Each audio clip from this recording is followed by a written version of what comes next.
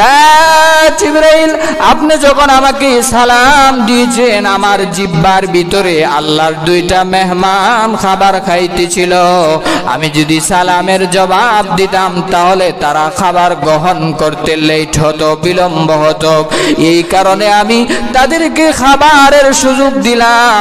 তারা তৃপ্তি মিটাইয়া খাবার খাইয়া যখন আমার শরীর থেকে বাইর হয়েছি, তারপরে আমি আপনি জিবরাইলের সালামের জবাব দিয়েছি। জুড়ে বলেন আল্লাহু আকবার। একটা জবানও বন্ধ রাখবেন না, জুড়ে জুড়ে বলেন আল্লাহু আকবার। রে কলিজার টুকরা যুবক ভাইয়েরা, 18 বছর আইয়ুব নবীকে কিরা বুকে আক্রমণ করার পরেও জিবরাইলকে ডাক দিয়ে বলে, না রে জিবরাইল, আমার কোনো অভিযোগ নাই, আমার কোনো নালিশ নাই, আমার মাওলার প্রতি আমার কোনো অভিযোগ নাই। তবে হ্যাঁ জিবরাইল, আমার সারা শরীর বুকে ধরেছে, কিন্তু আমার জিহ্বাটা যেন ভালো থাকে, কারণ এই জিহ্বা দিয়া আমি আল্লাহর নাম জপি। আমার রবের নাম আমি যতই জপি ততই ভালো লাগে, আল্লাহর নাম যতই জপি ততই ভালো লাগে। রে জিবরাইল, আমার মাওলাকে বলবা সারা শরীর যেন আমার বুকে খায়াও যদি শেষ করে, জিহ্বাটা যেন ভালো থাকে, কারণ এই জিহ্বা দিয়ে আমি আমার রবের জিকির করতে চাই। জুড়ে জুড়ে বলেন আল্লাহু আকবার। শয়তান ডাক দিয়া বলে, আল্লাহ আমাকে একটু সুযোগ দেন, আপনার পয়গম্বর আইয়ুব কেমন আপনাকে ভালোবাসে আমি দেখতে চাই। আল্লাহ বলে, যা শয়তান, তোমাকে আমি সুযোগ দিলাম, আমার আইয়ুবকে তুমি পরীক্ষা করে দেখতে পারো। আমি আল্লাহ ওয়াদা দিলাম রে ইবলিস, আমার আইয়ুব সেকেন্ডের জন্য আমি মাওলাকে ভুলবে না। সুবহানাল্লাহ। এমনি প্রজারা এসে বলে, হুজুর সকাল বেলা গরুর খামারে, উটের খামারে গিয়া দেখি সবগুলা উট একে একে আগুন দিয়া কে যেন জ্বালায় দিয়েছে। আইয়ুব আলাইহিস সালাম কয়, আল্লাহর মাল আল্লাহ নিয়ে গেছে, এর ভিতরে আমি আইয়ুবের বিন্দু মাত্র কোনো অভিযোগ নাই। শয়তান নাকি ঘটনা কি? এত বড় বিশাল উটের ফাল মাইল্লা লাইলাম, তারপরেও আল্লাহর নাশুকরি করে না, আল্লাহর কৃতজ্ঞতাই আদায় করে, তো সাংঘাতিক মানুষ। শয়তানের দ্বিতীয় নাম্বারে বেড়ার ফালের উপর আঘাত করেছে। বিশাল বেড়ার ফালের খামার আইয়ুব আলাইহিস সালামের একসাথে থাবা দিয়া আগুন দিয়া সব বেড়ার ফাল জ্বালায় দিয়েছে। নাউজুবিল্লাহ বলবেন না? ডাক দিয়ে এসে বলে, হুজুর আপনার সব বেড়ার ফাল কিসে যেন আগুন দিয়া জ্বালায় চলে গেছে। আইয়ুব আলাইহিস সালাম বলেন, আল্লাহর মাল আল্লাহ দিয়েছিল, আবার নিয়ে গেছে, বিন্দু মাত্র আমি আইয়ুবের কোনো অভিযোগ আল্লাহর প্রতি নাই। জুরে বলেন সুবহানাল্লাহ। এক পর্যায়ে কৃষি ক্ষেতের খামারের উপর শয়তান আঘাত করতে থাকলো, যে আইয়ুবকে কিভাবে আল্লাহ থেকে বোলানো যায়, আল্লাহ থেকে কিভাবে তাকে ছিন্ন করা যায়, বিচ্ছিন্ন করা যায়। এমনি বিশাল কৃষি ক্ষেতের খামারের উপর আইয়ুব আলাইহিস সালামের খামারে যখন আঘাত করলো শয়তান, একাধারে এক রাত্রির ভিতরে বিশাল কৃষি ক্ষেতের প্রজেক্ট নষ্ট হয়ে গিয়েছে। এমনি ডাক দিয়া বলে, হুজুর আপনার বিশাল এই কৃষিক্ষেতের প্রজেক্ট সব কে যেন আগুন দিয়া জ্বালায়া ধ্বংস করে দিয়েছে। আইয়ুব আলাইহিস সালাম ডাক দিয়া বলে, রে লোকেরা, চিন্তার কোনো কারণ নাই, কেমনে খাইবা জাননি? আমি আইয়ুব, আল্লাহ রাব্বুল আলামিন আমাকে রাজত্ব দিয়েছে, কৃষিক্ষেতের খামার নষ্ট হয়ে গেছে, কোনো টেনশন করবা না। 3 বছরের স্টক খাবার আমি গুদামে রেখে দিয়েছি। জুড়ে জুড়ে বলেন মারহাবা। শয়তান না শুনে কয়, স্টকে রাখছেন মাল না? যা দেখতেছি। শয়তান এই খবর যখন গোপন তথ্য পাইছে, স্টক করা গুদামজাত মালের ভিতরে আঘাত করছে, সাথে সাথে আইয়ুব আলাইহিস সালামের গুদামজাত যত মাল আছে সব ধ্বংস করে দিছে। নাউজুবিল্লাহ আছে না নাই? আইয়ুব আলাইহিস সালামের কাছে যখন বিচার আসলো, ওগো নবীজি, ওগো পয়গম্বর, ওগো বাদশাহ, গুদামজাত যত মাল আছিল সব ধ্বংস হয়ে গেছে কয়েক সেকেন্ডের ভিতরে। আইয়ুব আলাইহিস সালাম বলে, আল্লাহর মাল আল্লাহ দিছে, আবার নিয়ে গেছে, এতে আমি আইয়ুবের কোনো অভিযোগ আল্লাহর প্রতি নাই। জোরে জোরে বলেন আল্লাহু আকবার। শয়তানে কয়, এতক্ষণ দিছিলাম মালের উপরে চাপ, কোনো কাজ হয় নাই, এখন দিমু জানের উপরে চাপ, দেখমু আল্লাহরে ভুল না বললে যায় কই আইয়ুব। আমার বানারা ভাইয়েরা, মিস্টার ইবলিস এমনিতে আইয়ুব আলাইহিস সালাতু ওয়াস সালামের 7 জন সন্তান ছিল। জোরে জোরে বলেন কয়জন? 7 জন সন্তান রে কয়েক মিনিটের ভিতরে দেওয়ালের আঘাত দিয়া 7 জন সন্তান রে একাধারে শয়তানে আঘাত করে হত্যা করেছে। জোরে জোরে বলেন নাউজুবিল্লাহ। ওয়াল ধাক্কা দিয়া মাইরা ফেলাইছে 7 জন সন্তান। চিন্তা করেন, আপনার একটা সন্তান যদি মারা যায়, বাবার মনে কষ্ট আছে না নাই? অ্যাক্সিডেন্ট হয়ে মারা যায় না অনেকে? সন্তান মারা যায়, পানির ডুবে মারা যায়, লঞ্চ ডুবে মারা যায়, বিমান বিধ্বস্ত হয়ে মারা যায়, বাবার মনে, মার মনে কষ্ট আছে না নাই? কিন্তু আল্লাহর পয়গম্বর আইয়ুব আলাইহিস সালাতু ওয়াস সালাম বিন্দু মাত্র আল্লাহর প্রতি কোনো অভিযোগ নাই, কোনো নালিশ নাই। আল্লাহ আমাকে খুশি হয়ে সন্তান দিয়েছিলেন, আবার নিয়ে গেছেন, এতে আমি কোনো বেজার নয় আল্লাহর প্রতি। জুড়ে বলেন আল্লাহু আকবার। In the meantime, আইয়ুব আলাইহিস সালাতু ওয়াস সালাম যখন সব প্রজেক্ট নষ্ট হয়ে গেল, সব ব্যাংক ব্যালেন্স সব কিছু চিনায় নিয়ে গেল, এমনি প্রজারা এসে বলে, ও হুজুর আইয়ুব পয়গম্বর, আপনার সব ধন দৌলতি সব নষ্ট হয়ে গেছে। কিছুক্ষণের ভিতরেই প্রজারা এসে বলে, দুর্ভিক্ষ শুরু হয়ে গেছে, আমরা আর আপনাকে রাজা মানি না। আপনি রাজা থেকে শেষ বরখাস্ত করে ফেলেছে জনগণ। ওনার রাজত্ব চলে গেল, ওনার সব ব্যাংক ব্যালেন্স ধন সম্পত্তি সব শেষ হয়ে গেল। এক পর্যায়ে উনি নিঃস্ব হয়ে গেলেন, তারপরেও আল্লাহকে ভুলে যায় নাই। জুড়ে বলেন আল্লাহু আকবার। 7টা সন্তান মারা যাওয়ার পরে শয়তানে এবার আইয়ুব আলাইহিস সালামের বডির উপর আঘাত করেছে। জুড়ে বলেন নাউজুবিল্লাহ। আল্লাহ রাব্বুল আলামিন ডাক দিয়ে বলে, শয়তান তুমি যতই চেষ্টা করো না কেন, আমার আইয়ুবকে আমার মহব্বত থেকে 1 ইঞ্চিও তুমি সরাইতে পারবা না। জুড়ে বলেন সুবহানাল্লাহ। এক পর্যায়ে আইয়ুব আলাইহিস সালামের শরীরে পশম ধরে গেল, রোগ শুরু হয়ে গেল, বসন্ত আসলো, শরীর ফুলে গেল। বসন্ত হয় না, গর্ত হয়ে যায় অনেকের শরীরে, গর্ত হইয়া পোকা, এই রোগ থেকে, গর্ত থেকে পোকা মাকড় গুলা বাইর হওয়া শুরু হলো, পছন্দ শুরু হয়ে গেল, রক্ত ফুজ বাইর হইতেছে শরীর থেকে। স্ত্রী বউরা থাকবে না বাঁকবে? আরো জোরে বলেন, স্ত্রীরা থাকবে না বাঁকবে? 4 জন স্ত্রী ছিল আইয়ুব আলাইহিস সালামের, এর ভিতরে একে 3 জন স্ত্রী আইয়ুব আলাইহিস সালাম থেকে বিদায় নিয়ে চলে গেল দুর্গন্ধের কারণে, পছন্দ ধরে গিয়েছে। এজন্য যারা সুবিধাবাদী তারা কিন্তু সময় মতো থাকে না, চলে যায়। ঠিক না বেঠিক? আইয়ুব আলাইহিস সালামের 4 জন স্ত্রীর ভিতরে 3 জন স্ত্রী একে একে চলে গেলেন। এই রোগের কারণে দ্বারে কাছে থাকা যায় না। এক পর্যায়ে সকালবেলা মানুষরা এসে লাঠি সুটা নিয়ে আঘাত করেছে, রে পয়গম্বর আইয়ুব, তুমি যদি এলাকা থেকে না পলায়ন করো তাহলে তোমাকে আমরা গাড় ধাক্কা দিয়ে এলাকা থেকে বাইর করব। তোমার শরীরে যে রোগ আসছে আমরাও বসবাস করতে পারি না তোমার এই দুর্গন্ধের কারণে।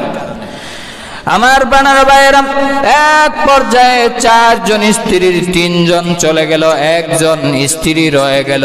আইয়ুব নবীর ওই স্ত্রীর নাম কি ছিল কেউ বলতে পারবেন? হ্যাঁ, বিবি রহিমার নাম তো দেয়া যায়, অনেকেই শুনছেন, মাশাআল্লাহ, আপনারা তো ওয়াজ জানেন। তো বিবি রহিমা নাম শুনছেন কিন্তু বংশ তো জানেন না। রহিমা, এই জন্য আমাদের সমাজে একটা কথা প্রচলিত আছে, জাতের মেয়ে কালো ভালো, আবার নদীর পানি গুলাও ভালো। বিবি রহিমা কেন যায় নাই? ওনার জাত ভালো ছিল, বংশ ভালো ছিল। উনি ছিলেন ইউসুফ আলাইহিস সালাতু ওয়াস সালামের বংশধরের মেয়ে। জুড়ে বলেন সুবহানাল্লাহ। নবী পয়গম্বরের এই বংশধরের মেয়ে হওয়ার কারণে বিবি রহিমা এই দুর্গন্ধ হওয়ার পরেও, নবীজি কষ্টে থাকার পরেও রহিমা এক মুহূর্তের জন্য স্বামীর খেদমত থেকে পিছপা হয় নাই। জুড়ে বলেন আল্লাহু আকবার। এর থেকে আমাদের মহিলাদের শিক্ষা নেওয়ার দরকার আছে না নাই? সুখের সময় স্বামীর পাশে থাকে, যখন স্বামীর শরীরে অসুস্থ হয়, টাকা পয়সা আর্থিক সমস্যা হয়, ফলায় জায়গা আছে না নাই? আপনাদের এলাকাতে নাই, অন্য এলাকাতে আছে না নাই? বলতেছিলাম বিবি রহিমার কথা। হাদিস শরীফের ভিতরে এসেছে, বিবি রহিমা ছিলেন ইউসুফ আলাইহিস সালাতু ওয়াস সালামের ছেলের ঘরের মেয়ে, অর্থাৎ ইউসুফ নবীজির নাতনি। বিশ্ব সুন্দরী ছিলেন তখনকার সময়ের। বিবি রহিমা ছিলেন বিশ্ব সুন্দরী। কেমন সুন্দরী মনে করেন? আল্লাহ অর্ধেক পৃথিবীর সৌন্দর্য দিয়া ইউসুফ নবীকে পাঠাইছে, আর ইউসুফ আলাইহিস সালামের নাতনি যদি উনি হয় তাহলে এটা তো আগুন হওয়ার কথা, ঠিক না বেঠিক? বিশ্ব সুন্দরী হওয়ার পরেও স্বামীকে ছাইরা কি পলায় গেছে? যায় নাই। ডাক দিয়া বলে, ও আমার স্বামী, আমি এক সেকেন্ডের জন্য আপনার কাছ থেকে আমি দূরে চলে যাব না। ও আমার প্রাণের স্বামী, এক এক করে 3 জন স্ত্রী আপনার কাছ থেকে চলে গেলেও ও আল্লাহর পয়গম্বর আইয়ুব,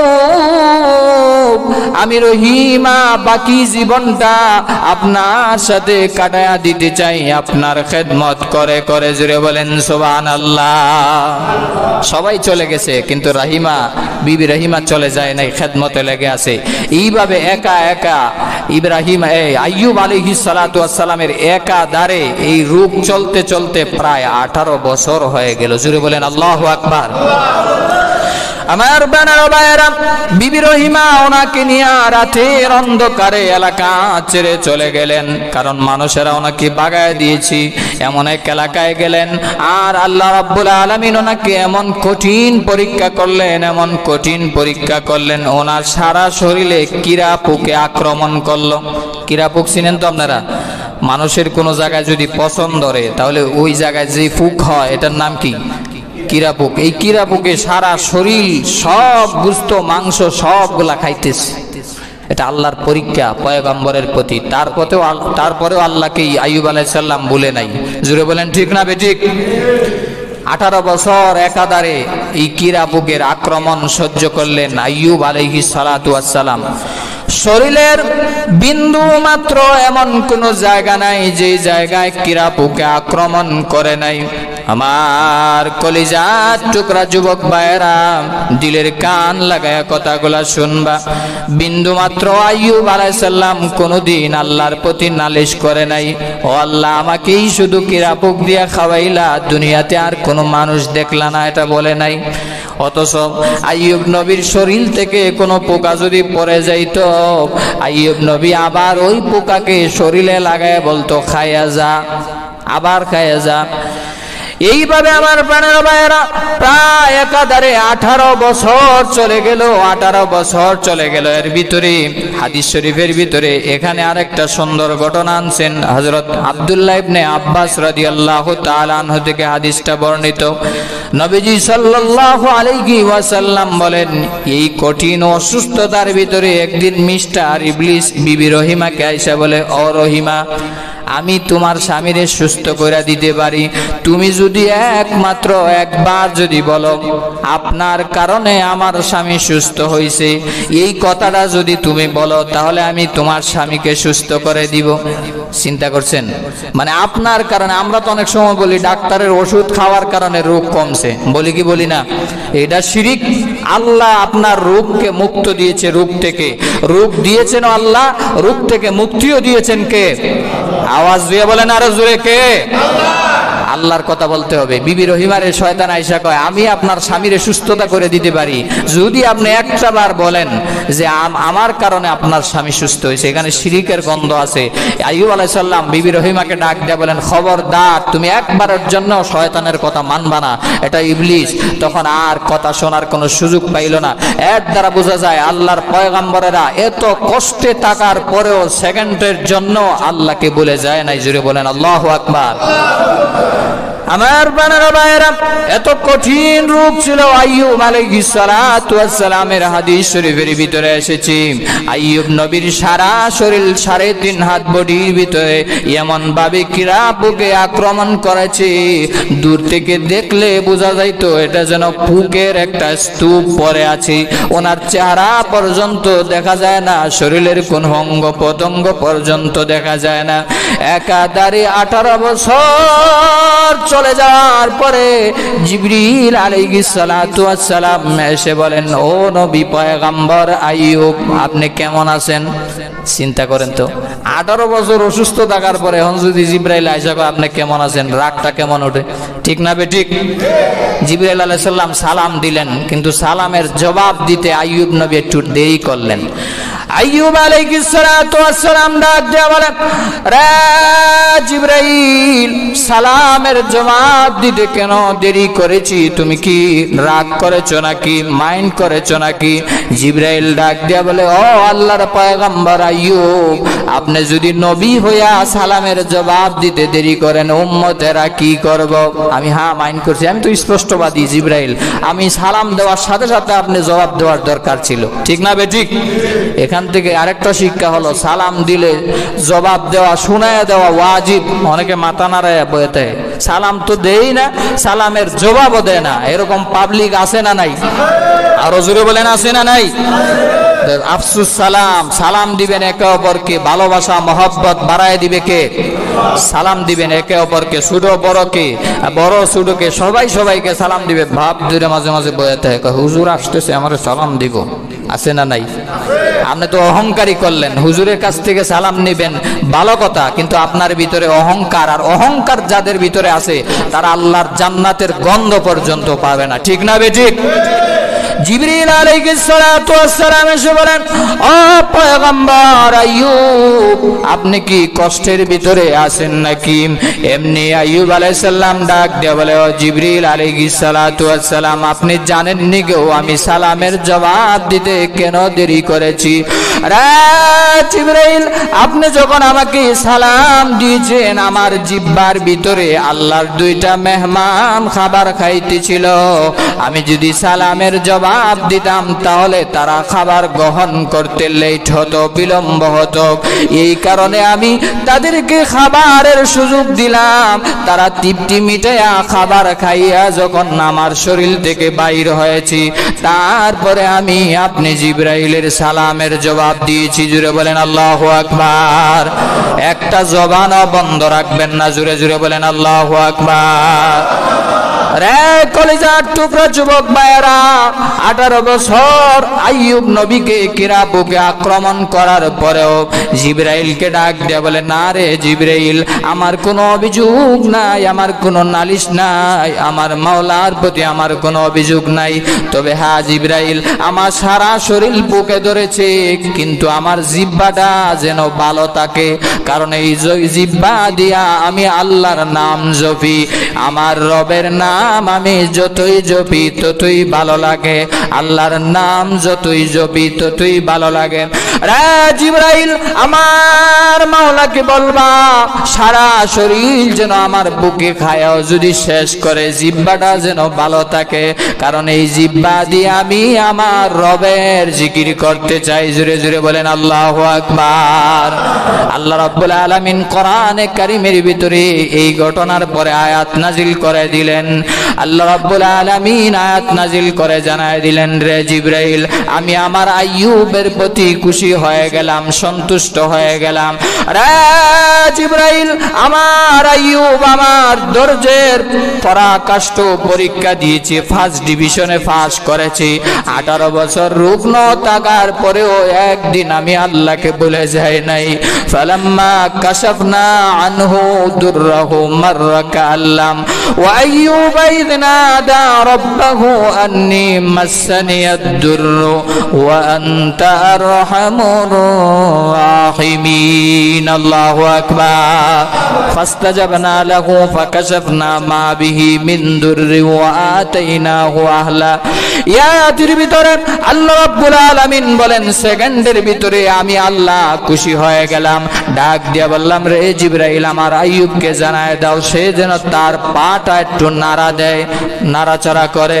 আইয়ুব আলাইহিস সালাতু ওয়াস সালামকে জিবরাইল বলার সাথে সাথে আইয়ুব আলাইহিস সালাম চোখের পানি দিয়া টপ টপ করে বাইর হইতেছে আর কাঁদতেছেন। জিবরাইল আলাইহিস সালাম ডাক দিয়া বলে, ওগো নবীজি পয়গম্বর আইয়ুব, আল্লাহ তো আপনাকে এখন শিফা করতে চায়, সুস্থ করতে চায়, আপনি এখন কাঁদেন কেন? ডাক দিয়া বলে, না জিবরাইল, আমার 18 বছরের রুগ্নতার বয়সে আমি একদিনও আমার চোখের পানি দিয়েও কখনো আল্লাহকে আমি অভিযোগ জানাই নাই, কিন্তু তুমি যে বলেছো আমার পা দিয়া আঘাত করব মাটির ভিতরে, রে জিবরাইল তুমি তাকায়া দেখো আমার পাই নাই, আমার পাই তো নাই, বুকে খাইয়া সব শেষ হয়ে গেছে, আমি কিভাবে আঘাত করব? জিবরিল আলাইহিস সালাতু ওয়াস সালাম বলেন, ও পয়গম্বর আইয়ুব, এটা তো আল্লাহর বিধান, আপনি একটু শুধু নাড়াচাড়া করেন তাহলেই আল্লাহ আপনাকে শিফা দিবে। উনি যেমনি মাত্র মাটিতে পা দ্বারা আঘাত করার চেষ্টা করেছেন, মুহূর্তের ভিতরে আল্লাহ পায়ের নিচ থেকে জান্নাতের তাসলিম পারি দ্বারা আল্লাহ প্রবাহিত করতে শুরু করলেন। সুবহানাল্লাহ। জান্নাতি পানি আইয়ুব নবীর পা থেকে আল্লাহ রাব্বুল আলামিন প্রবাহিত করতে লাগলেন। এইভাবে পানি বাহির হইতে হইতে পানি বিশাল পানির ঝর্ণা হয়ে গেল। আইয়ুব আলাইহিস সালাতু ওয়াস সালাম এই পানি থেকে পান করলেন। এই পানি পান করার সাথে সাথে আইয়ুব আলাইহিস সালাতু ওয়াস সালামের শরীর থেকে সবগুলা পোকামাকড় দূরে সরে গেল। জোরে বলেন আল্লাহু আকবার। এমনি আইয়ুব আলাইহিস সালাতু ওয়াস সালাম কে জিবরিল আলাইহিস সালাতু ওয়াস সালাম জান্নাতের এই তাসলিম পানি দ্বারা গোসল করাইলেন। ওই জান্নাতি ঝরনার পানি দিয়া গোসল করানোর সাথে সাথে আইয়ুব নবীর ওই শরীর আগের থেকে 3 গুণ সৌন্দর্য আরো বেড়ে গেল। জোরে জোরে বলেন আল্লাহু আকবার। সন্ধ্যাবেলা বিবি রহিমা আসছে স্বামীর কাছে খাবার নিয়া। আয়েশা দেখে সুঠাম দেহের অধিকারী একজন লোক বসে আছে, মনে মনে ভাবতেছে হয়তো বেগানা হবে, এই জন্য যায় নাই কাছে। এমনি আইয়ুব আলাইহিস সালাম ডাক দিয়ে বলে, রে রহিমা, 18 বছর কষ্ট করেছো, আর কষ্ট করতে হবে না। আমি কোনো বেগানা পুরুষ নয়, আমি তোমার স্বামী আল্লাহর পয়গম্বর আইয়ুব। জোরে জোরে বলেন আল্লাহু আকবার। আমার আল্লাহ আমাকে 18 বছর পরীক্ষা করেছি, আমি আল্লাহর পরীক্ষায় ফাঁস হয়েছি। এই জন্য আল্লাহ আমাকে আগের চাইতে 3 গুণ সৌন্দর্য বেশি বাড়াইয়া আমাকে আল্লাহ রাব্বুল আলামিন সুসজ্জিত করেছেন। সুবহানাল্লাহ। সূরা আম্বিয়া 84 নম্বর আয়াতে আল্লাহ বলেন, শেষ পর্যন্ত আমি আইয়ুবকে আবার রাজত্ব দিলাম, আবার সন্তানাদি দিলাম, আবার স্ত্রী দিলাম, আবার দুনিয়ার সব চাইতে মর্যাদা বর্ণ দান করলাম। আর শয়তানকে বুঝাই দিতে চাইলাম, আমার আইয়ুব কশিন কালেও আমি মাওলাকে ভুলে যায় নাই। জুড়ে বলেন সুবহানাল্লাহ। এই জন্য কলিজার টুকরা যুবক ভাইয়েরা, কিয়ামতের কঠিন ময়দানে হাসরের দিন অভিযোগ দিয়া কেউ পার পাবে না রে ভাই। কিয়ামতের দিন অসুস্থতার অভিযোগ যে দিবে, আল্লাহ বলবে আমার আইয়ুবের চাইতে কি বেশি অসুস্থ ছিল? বলবেন না, আল্লাহ আইয়ুব নবীর 1 ইঞ্চি রোগও তো আমার ছিল না। ওই হাসরের ময়দানে আল্লাহ রাব্বুল আলামিনের দরবারে পার পাওয়ার কোনো সুযোগ হবে না রে ভাই। কিয়ামতের কঠিন ময়দানে কঠিন ভাবে আল্লাহ শাস্তি দিবেন। ওই লোককে আল্লাহ রাব্বুল আলামিন ডাক দেয়া বলবে, এই রকম জবাবদিহিতা চলবে না। তোমার বাম হাত তোমার বুক দিয়া পিঠ দিয়া বাইর করা হবে, আর বাম হাতের ভিতরে মহান আল্লাহ নাফরমানদের আমলনামা দিবে। নাউজুবিল্লাহ। ফেরেশতাদেরকে ডাক দিয়ে বলবে, যারা এরকম জবাবদিহি দেখাচ্ছে সবাইকে নিয়ে জাহান্নামের তলদেশে নিক্ষেপ করো। জুড়ে বলেন নাউজুবিল্লাহ। আল্লাহ রাব্বুল আলামিন আমাদের সবাইকে ধৈর্য ধরার, বিপদে সব সময় আল্লাহর ধৈর্য ধারণ করার তৌফিক আল্লাহ দান করুন। সবাই বলেন আমিন। আইয়ুব আলাইহিস সালামের মতো ধৈর্য আল্লাহ দান করুক, আর সুলাইমান আলাইহিস সালাতু ওয়াস সালামের মতো সম্মান ইজ্জত আল্লাহ আমাদেরকে দান করুক। আমাদেরকে সেই ঈমান অর্জন করার আল্লাহ তৌফিক দিন। সবাই বলি আমিন। নাসরুম মিনাল্লাহি ওয়া ফাতহুন করিব।